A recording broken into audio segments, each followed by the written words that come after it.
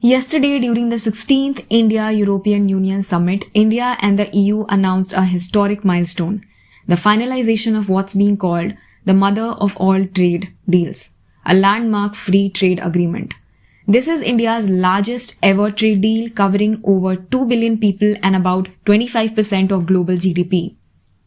But how did we get here and what does it really mean? Let's break it down. Negotiations for this deal started back in 2007. Talks went on until 2013, but stalled due to disagreements, especially over India's automobile sector. Negotiations restarted in 2022, and after multiple rounds, the deal was finalized.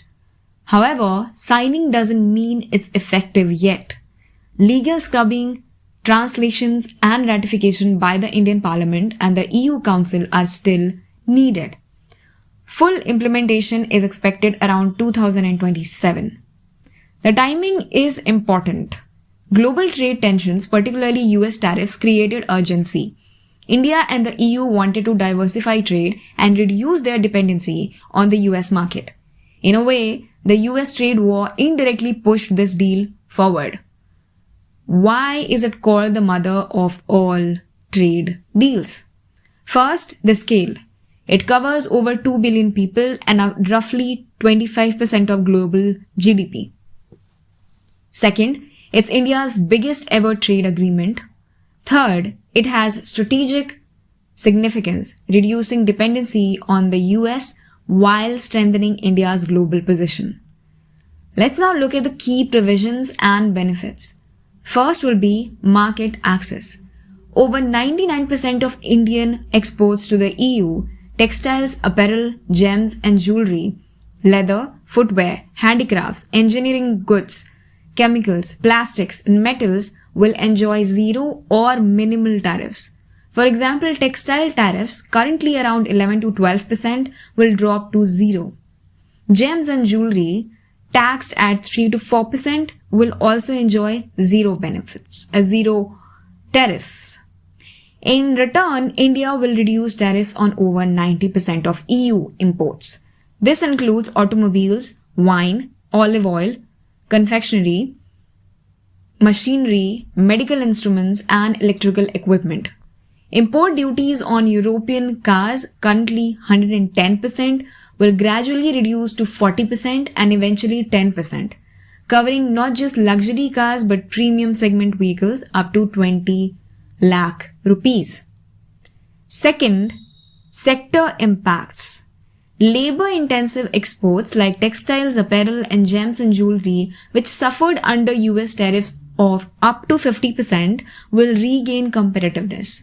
Sensitive sectors like agriculture and dairy in India and sugar and rice and beef in the EU remain protected. Services and mobility. Indian students, professionals and researchers will get better access to the EU. Students will have a 9 to 12 month window to seek employment post-graduation. The EU will also set up a European legal gateway office in India to help workers register and access opportunities abroad. IT and professional services are expected to benefit from easier market access.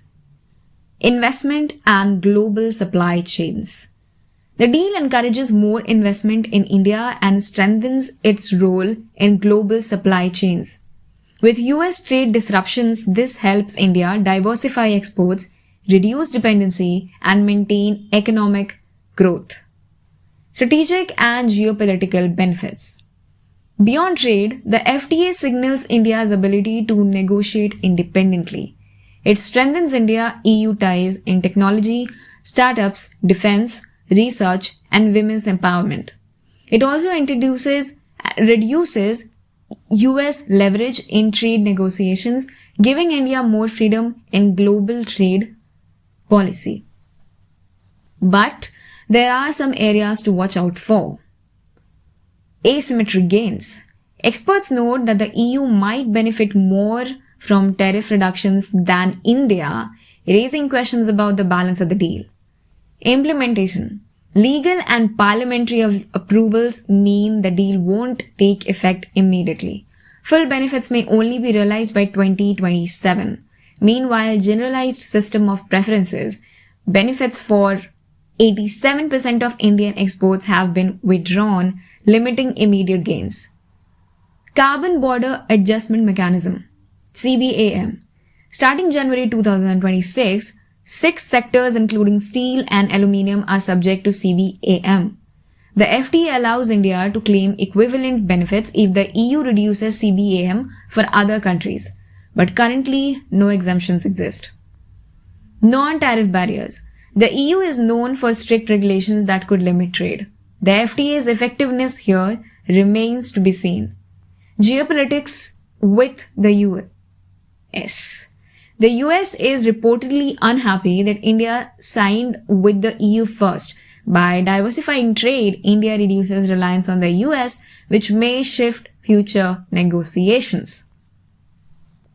In conclusion, the India-EU FTA is historic. It promises expanded market access, tariff benefits, mobility for students and professionals, increased investment and strategic positioning, but the real impact will be seen only after the implementation around 2027.